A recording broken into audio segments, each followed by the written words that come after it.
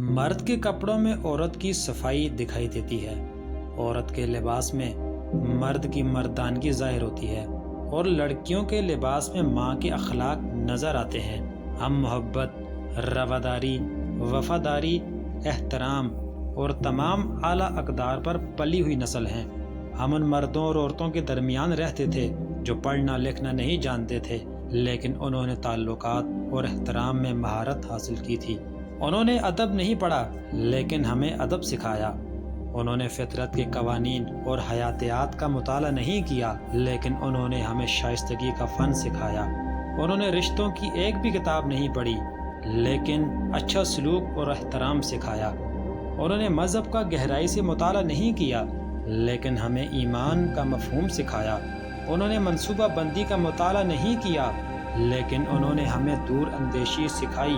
ہم میں سے اکثر کو گھر میں اونچی آواز میں بولنے کی ہمت نہیں ہوئی۔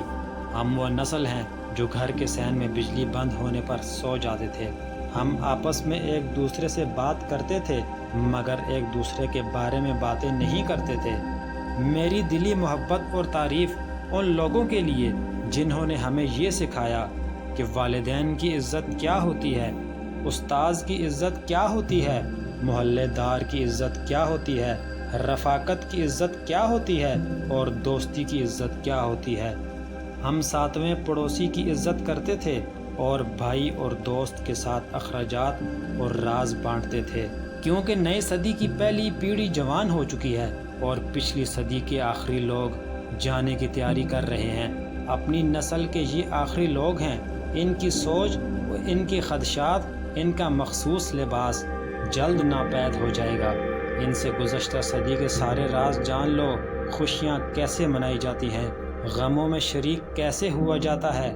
یہ تحریر ان لوگوں کے لیے جنہوں نے وہ خوبصورت لمحات گزارے اور اس نسل کے لیے جس نے ہمیں پرورش اور تعلیم دی۔